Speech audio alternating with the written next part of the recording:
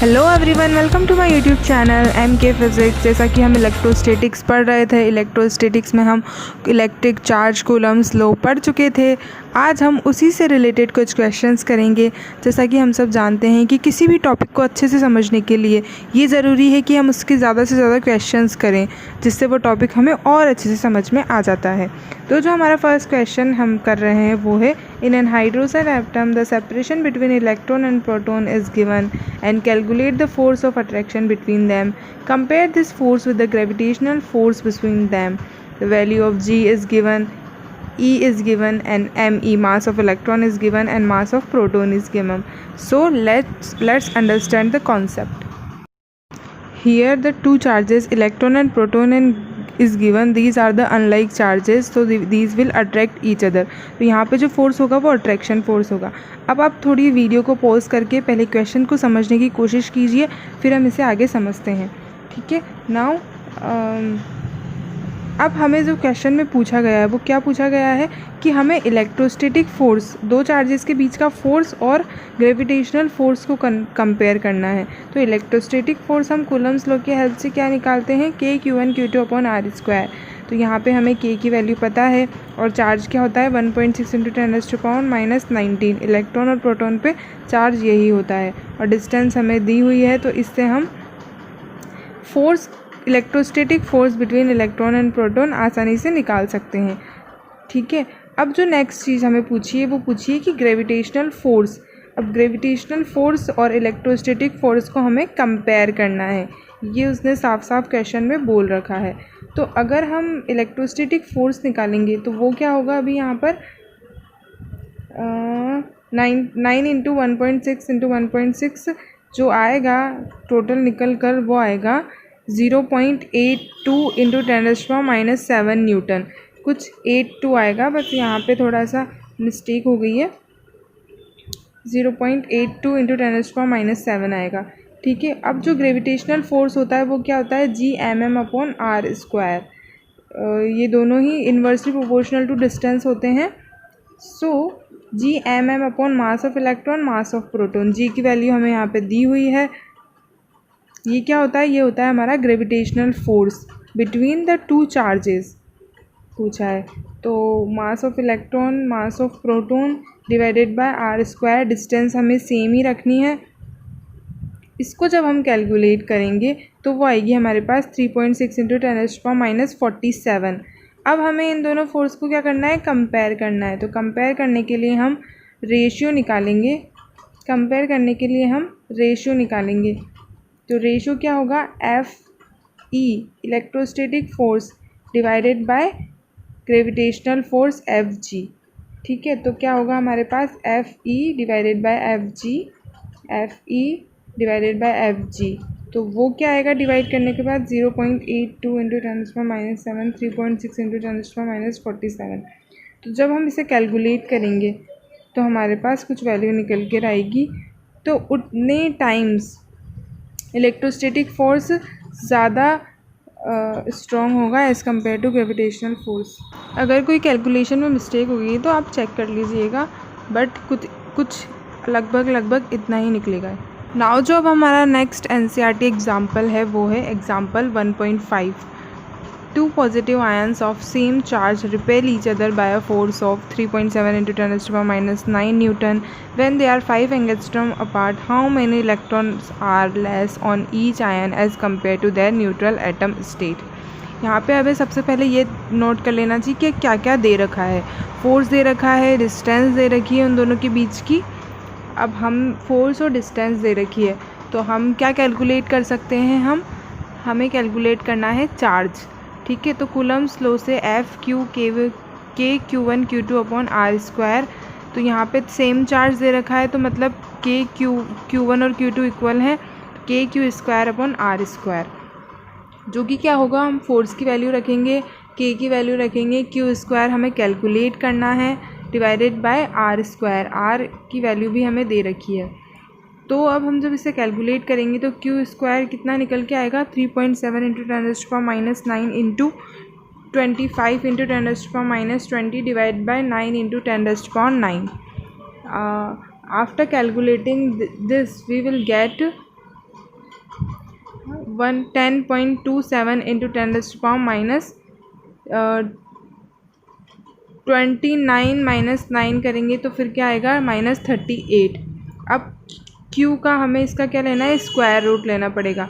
तो 10.27 का जब हम स्क्वायर रूट लेंगे तो जो वैल्यू आएगी वो क्या आएगी हमारे पास, जो वैल्यू निकल कर आएगी वो कुछ इस तरह आएगी 3.2 इंटू 10⁻⁻19।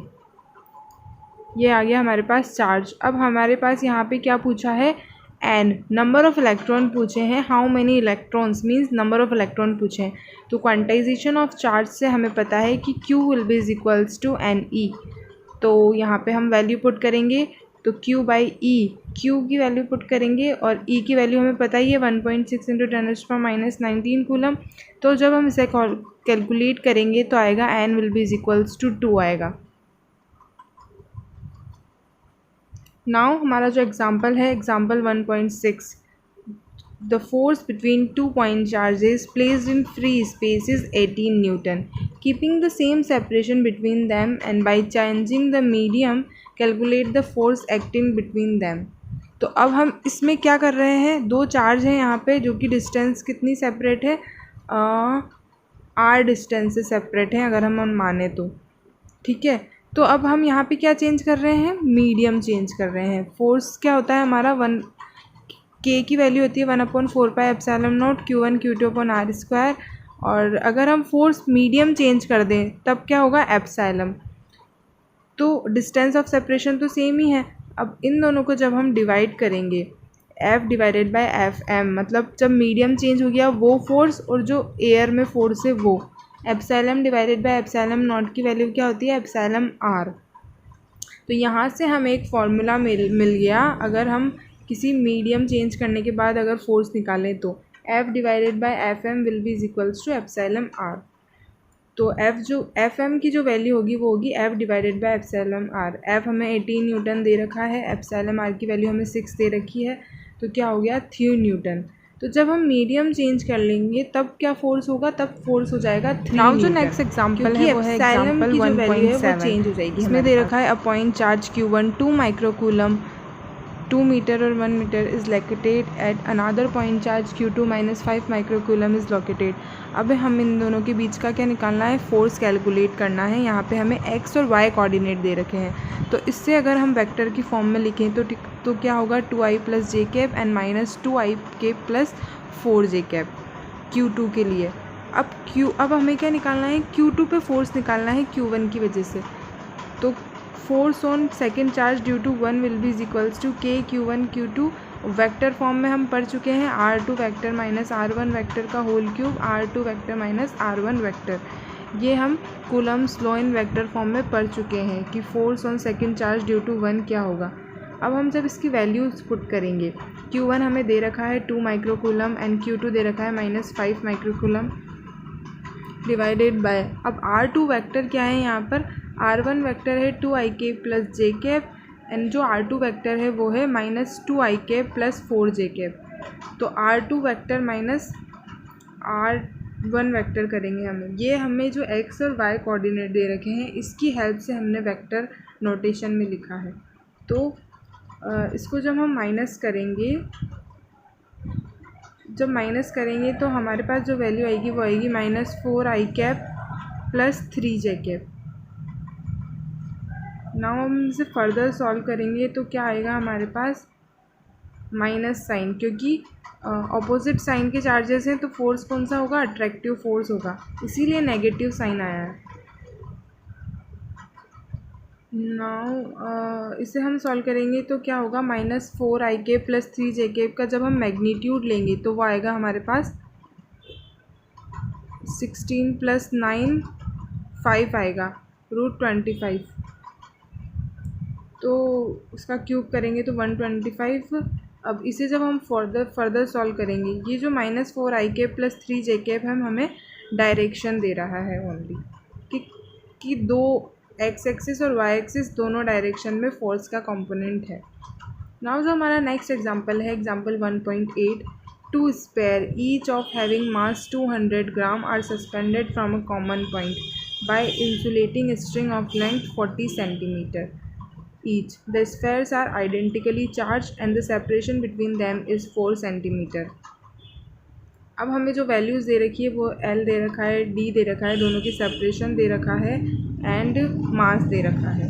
अब हमें इसमें बोल रखा है कि आइडेंटिकली चार्ज का मतलब है कि दोनों पे जो चार्ज है वो सेम है. Q1 Q2 will be equals to Q only. ठीक है. अब हमें यहाँ पर कौन कौन सा फोर्स लग रहा है इस ऑब्जेक्ट पे. ये जो यहाँ पे टेंशन लग रहा है स्ट्रिंग में, क्योंकि नीचे की साइड जो वेट लग रहा है उसकी वजह से स्ट्रिंग में क्या प्रोड्यूस होगा, टेंशन. और ये जो F फोर्स है ये किसकी वजह से है, ये इलेक्ट्रोस्टैटिक फोर्स है, मतलब चार्ज की वजह से जो फोर्स लग रहा है वो इस डायरेक्शन में लग रहा है. ठीक है. जो अब हम T है, वेक्टर T का हम दो कंपोनेंट लेंगे, क्योंकि हम एक्स एक्सिस और वाई एक्सिस के अलॉन्ग कैलकुलेट करेंगे तो दो कंपोनेंट होंगे T cos थीटा और T sin थीटा. ठीक है. अब ये जो चार्ज, ये जो फोर्स है कि कोई भी बॉडी अगर इक्विलिब्रियम में होगी तो उस पर जो नेट फोर्स होगा वो ज़ीरो होगा. तो एक्स एक्सिस के अलॉन्ग जो फोर्स है वो क्या है, T sin theta will be is equals to KQ square upon D square coulomb's force की, और T cos थीटा क्या होगा हमारा mg. इन दोनों को जब हम डिवाइड करेंगे तो हमारे पास क्या आएगा, tan theta will be is equals to KQ square upon D square mg. ये हो गया हमारा tan थीटा. जहाँ पे जो थीटा है ये हमने अल्टरनेट इंटीरियर एंगल से लिया है थीटा, और थीटा यहाँ पे बहुत ही छोटा है. कोई भी बॉडी अगर इक्विलिब्रियम में है तो उसका नेट चार्ज, नेट फोर्स जो होगा उसके ऊपर जो एक्ट करेगा वो होगा ज़ीरो. तो यहाँ पे force along X axis and along Y axis क्या होगा, ज़ीरो होगा. इसीलिए हमने ये दो इक्वेशन लिखी है, T sin theta is equals to KQ square upon D square and T cos theta equals to mg, क्योंकि mg डाउनवर्ड डायरेक्शन में है और जो T cos थीटा है वो अपर डायरेक्शन में है. तो ये फोर्स इक्वल एंड अपोजिट हैं एक दूसरे के, तभी तो नेट फोर्स ज़ीरो होगा. तो अब हमने जो थीटा लिया है वो थीटा बहुत ही छोटा है, इसीलिए हम tan थीटा को sin थीटा भी लिख सकते हैं और थीटा भी लिख सकते हैं. तो अगर हम sin थीटा लिखें तो क्या होता है, परपेंडिकुलर अपॉन बेस. तो यहाँ पे d/2 अपॉन L आएगा. तो on putting the values theta will be is equals to D upon 2L आएगा, sorry, and KQ square upon D square mg. यहाँ पे L नीचे आएगा और Q स्क्वायर जो होगा वो होगा D cube mg upon 2KL. अब हम जब एक एक चीज़ की वैल्यू रखेंगे तब हमारे पास, हम इसे मीटर में चेंज करेंगे क्योंकि हमारी वैल्यूज़ जो है वो सेंटीमीटर में दे रखी है. मीटर और मास जो 200 ग्राम है उसको हम केजी में कन्वर्ट करेंगे. तो जब हम इसे सॉल्व करेंगे तो हमारे पास जो वैल्यू आएगी Q की वो आएगी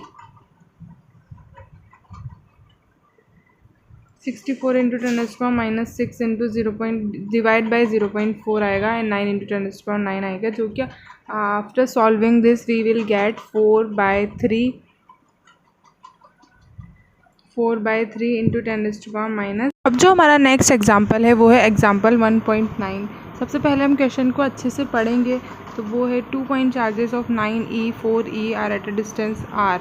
मतलब दो चार्जेस हैं 9E 4E, वो दोनों R डिस्टेंस अपार्ट हैं. Another charge Q is placed on a line.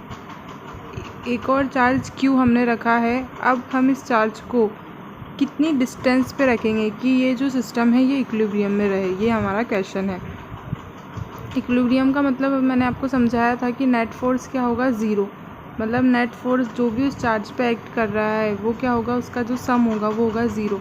तो इस चार्ज पर दो चार्ज की वजह से फोर्स लग रहा है, एक तो 9E की वजह से और एक 4E की वजह से. तो जो 9E plus force due to 4E क्या होगा, ज़ीरो होगा. अब इस चार्ज की वजह से जो फोर्स लग रहा है वो उस डायरेक्शन में है, एक्स एक्सिस की डायरेक्शन में है, और जो 4E की वजह से फोर्स लग रहा है वो माइनस एक्स एक्सिस की डायरेक्शन में है. तो ये दोनों अपोजिट डायरेक्शन में है, इसीलिए इन दोनों के बीच में नेगेटिव साइन आएगा. तो इनका जो सम होगा वो ज़ीरो है. तो F due to force due to 9E will be is equals to 4 due to 4E. Suppose ये चार्ज हमने x डिस्टेंस पे रखा है, तो ये डिस्टेंस क्या हो गई, R माइनस एक्स. तो ये दोनों फोर्स हैं जो इक्वल एंड अपोजिट हो जाएंगे। तो F9E is equals to F due to 4E। अब कूलम्स लॉ की हेल्प से हम फोर्स फाइंड करेंगे K 4E Q divided by X square, क्योंकि Q और 9E के बीच में डिस्टेंस है x और Q और 4E के बीच में जो डिस्टेंस है वो है r minus x. K 4E Q r minus X का होल स्क्वायर। जब हम इसे सॉल्व करेंगे तो K से K कट हो जाएगा, E से E कट हो जाएगा, Q से Q कट हो जाएगा। अब जो बचेगा हमारे पास r माइनस एक्स का whole square divide by X square is equals to 4/9। इसका स्क्वायर रूट लेंगे तो होगा r minus X upon X is equals to 2/3। तो जब हम इसे सॉल्व करेंगे तो 3r minus 3x is equals to 2x is equals to 2x। तो यहाँ पे सॉल्व करने के बाद 3r is equals to 5x आ जाएगा। तो r की जो वैल्यू, x की जो वैल्यू है वो होगी 3r/5। उन दोनों के डिस्टेंस के 3/5 टाइम पोजीशन पे हमें रखना पड़ेगा। नेक्स्ट एग्जांपल है एग्जांपल 1.10। ये भी हमारा जो प्रीवियस एग्जांपल है उसके सिमिलर ही है, इसीलिए मैं इसे यहीं बता रही हूँ। तो चार्जेस हैं Q R डिस्टेंस अपार्ट हैं। अब हमने एक मिड पॉइंट पे चार्ज रखा है। मिड पॉइंट पे मतलब R को ये r/2 में डिवाइड कर देगा। अब हमें चार्ज और साइन निकालना है Q का। जो स्मॉल q है वो निकालना है कि वो कितना होगा कि ये सिस्टम इक्विलिब्रियम में रहे। इक्विलिब्रियम में अब मैं आपको बता चुकी हूँ कि नेट फोर्स 0 होगा। तो अब हम इस सिस्टम को इक्विलिब्रियम में रखने के लिए हमें चार्ज फाइंड करना है। तो हम Q चार्ज है जो कैपिटल Q, इस चार्ज पर हम फोर्स फाइंड करेंगे और उसको 0 करेंगे। तो इस पर जो फोर्स लग रहा है एक तो कैपिटल Q की वजह से लग रहा है और एक स्मॉल q की वजह से लग रहा है। दोनों के बीच का डिस्टेंस r है, इसलिए KQ² अपॉन r स्क्वायर, और स्मॉल q और कैपिटल Q के बीच का डिस्टेंस है वो r/2 है। इसीलिए तो वो किसके इक्वल होगा, K small q capital Q। क्योंकि नेट फोर्स 0 करना है तो फोर्स इक्वल एंड अपोजिट होना चाहिए, इसीलिए KQ small q divided bye r/2 का होल स्क्वायर। तो क्या होगा r²/4। तो जब हम इसे सॉल्व करेंगे तो जो कैपिटल Q की वैल्यू आएगी वो स्मॉल q/4 आएगी और स्मॉल q की जो वैल्यू आएगी वो कैपिटल Q/4 आएगी। नाउ जो नेक्स्ट क्वेश्चन है वो है एग्जांपल 1.12। इसमें हमें क्वेश्चन सब केयरफुली रीड कीजिए आप। पहले क्वेश्चन को समझने की कोशिश कीजिए। 4 आइडेंटिकल चार्जेस, 4 चार्ज रखे हुए हैं Q at the vertices of A square of side A। Square है जिसकी साइड A है, ABCD, उस पर Q चार्ज रखे हुए हैं। अब हमें नेट फोर्स निकालना है किसी भी एक चार्ज पे। तो अगर हम इस चार्ज पे फोर्स निकालें तो इस चार्ज पर किस किस की वजह से फोर्स लग रहा है, एक तो इस चार्ज की वजह से, एक इस चार्ज की वजह से और इन तीनों की वजह से Q पे फोर्स लग रहा है। इसकी वजह से इस डायरेक्शन में है और इस डायरेक्शन में है, और जो A पॉइंट पे है उसकी वजह से किस डायरेक्शन में है, इस उन दोनों के बीच की डिस्टेंस ये है और डायरेक्शन ऑफ फोर्स क्या है, ये। तो सबसे पहले हम मैग्नीट्यूड कैलकुलेट कर लेते हैं, फिर हम डायरेक्शन कैलकुलेट करेंगे। तो जो मैग्नीट्यूड होगा जो B पॉइंट पे है उसकी वजह से जो फोर्स है वो कितना है, KQ² अपॉन A², क्योंकि दोनों के बीच की डिस्टेंस A है और चार्ज सेम है इसलिए Q²। अब जो D पॉइंट पे है उसकी वजह से भी सेम फोर्स लग रहा है, मतलब मैग्नीट्यूड तो सेम ही है, बस डायरेक्शन डिफरेंट है। अब जो A पॉइंट पर है उसकी वजह से जो फोर्स लग रहा है उसका मैग्नीट्यूड है KQ², पर जो डिस्टेंस है वो अलग हो गई। और इस डिस्टेंस को हम पाइथागोरस थ्योरम से अगर कैलकुलेट करें तो क्या आएगा हमारे पास, AC will be is equals to √2a। तो FA क्या होगा हमारा, KQ² अपॉन √2a का whole square. KQ² upon 2a² हो गया force due to charge at point A। उसका डायरेक्शन क्या है, ये वाला। अब हम FB और FD जो फोर्स है उनका वेक्टर सम करेंगे। तो वेक्टर सम हम करेंगे तो इस डायरेक्शन में आएगा, जो कि फोर्स A पॉइंट पे जो चार्ज है उसकी डायरेक्शन है। तो FB और FD का मैग्नीट्यूड सेम है इसलिए हम F लिख लेते हैं, F² plus F² plus 2FF। इन दोनों के बीच का जो एंगल है वो है 90 डिग्री। तो cos 90 की वैल्यू क्या होती है, 0। तो इसे जब हम कैलकुलेट करेंगे तो आएगा √2F। तो जो नेट फोर्स होगा, नेट फोर्स क्या होगा, एक तो ए पॉइंट पे जो चार्ज है उसकी वजह से फोर्स, उन दोनों का डायरेक्शन सेम हो गया तो हम इन्हें सिंपल ऐड कर देंगे एफ ए प्लस एफ/2 plus √2F will be equals to F common लेंगे, एफ की जो वैल्यू वो है KQ²/A²। ये हो गया हमारा फाइनल आंसर। नाउ जो नेक्स्ट क्वेश्चन है वो है example 1.13। Infinite number of point charges 4 microcoulomb each are placed on X axis at 1 2 3 1 2 4 8 metre. अब हमें नेट फोर्स निकालना है on 1 coulomb of charge placed at origin.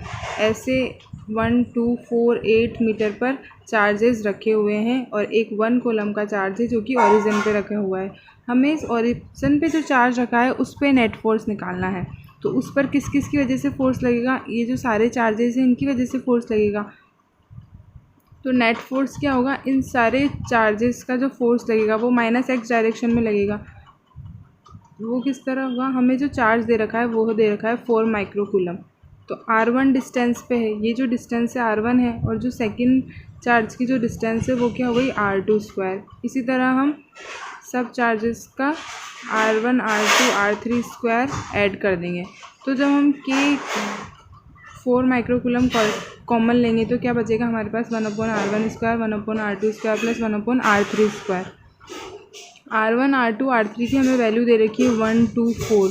तो जब हम इसकी वैल्यू पुट करेंगे तब हमारे पास क्या आएगा 1 प्लस 1/4, क्योंकि स्क्वायर है इसलिए 1/4 प्लस 1/16 प्लस 1/64। तो ये जो ब्रैकेट में बनाई है हमारे पास क्या बन गई है, एक जीपी का मतलब है ज्योमेट्रिक प्रोग्रेशन। तो जो सम ऑफ जीपी होता है वो क्या होता है A/R-1। Some of a GP में क्या होता है, जो टर्म का रेशियो होता है वो सेम होता है। तो 9 × 10⁹ इंटू 4 × 10⁻⁻⁶, क्योंकि माइक्रोकूलम है। अब जो होगा, अब जो जीपी का जो सम होता है वो होता है A/1 - R। ए की जो वैल्यू है वो 1 है, 1 डिवाइडेड बाय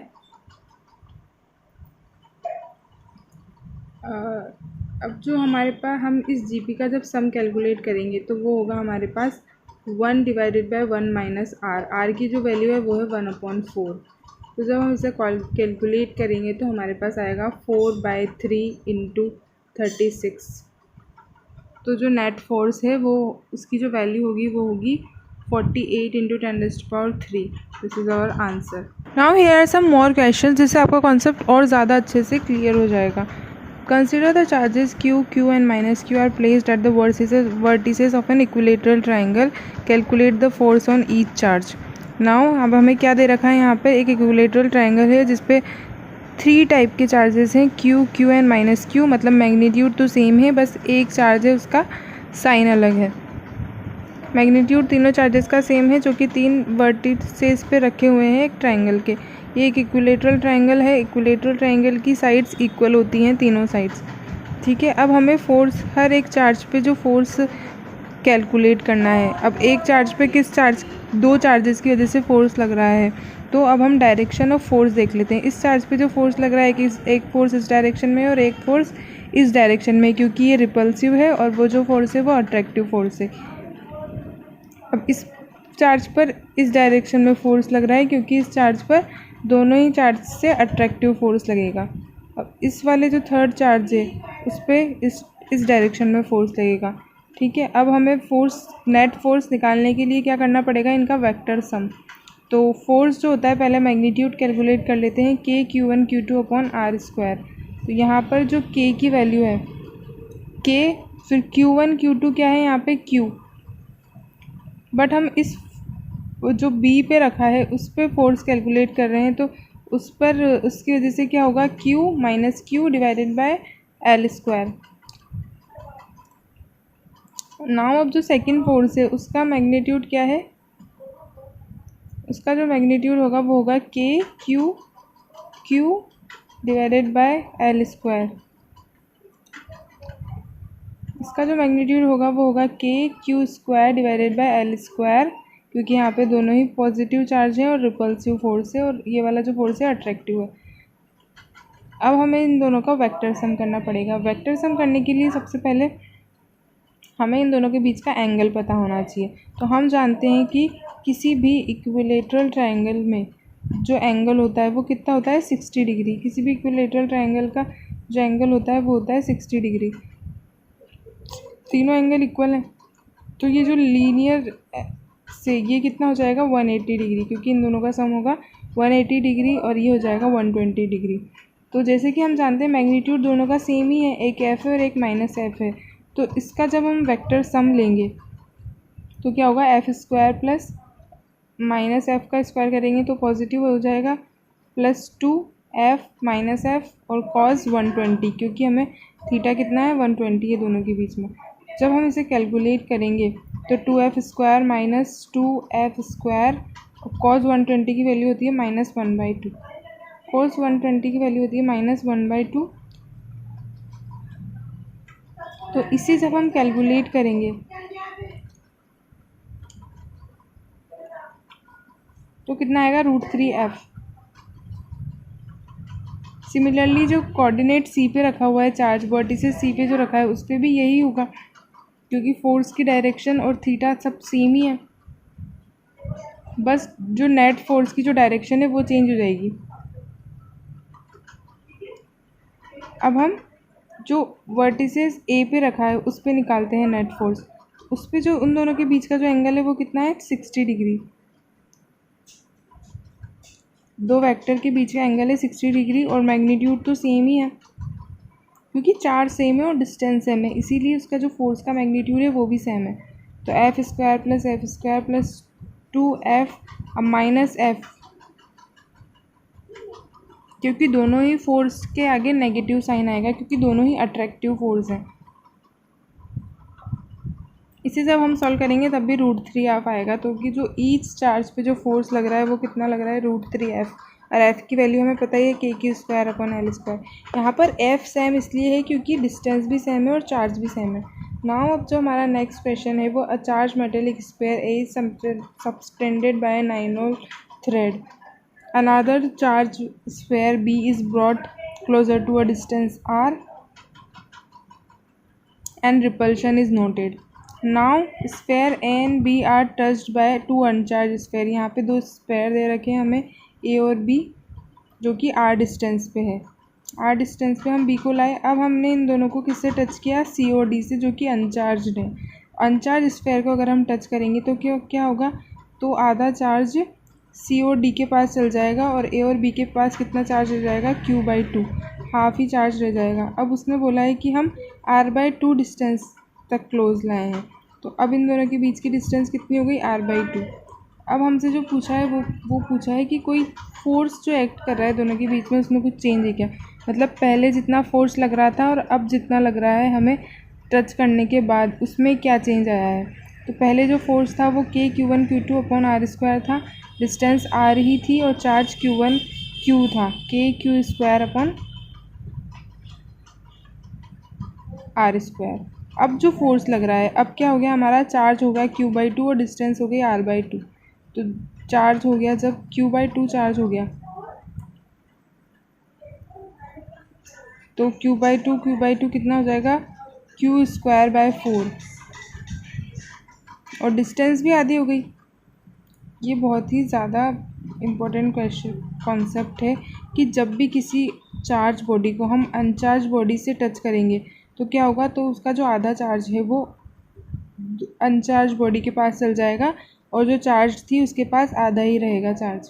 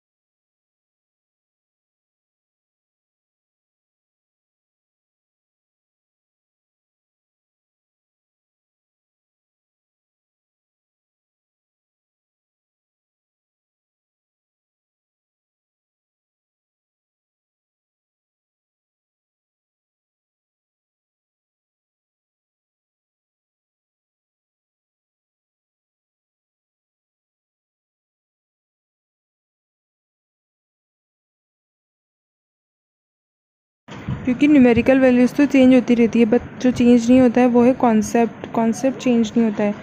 जो वैल्यू आ रही है वो है 0.12 metre. Please like share and subscribe my channel and I will be back with my new video.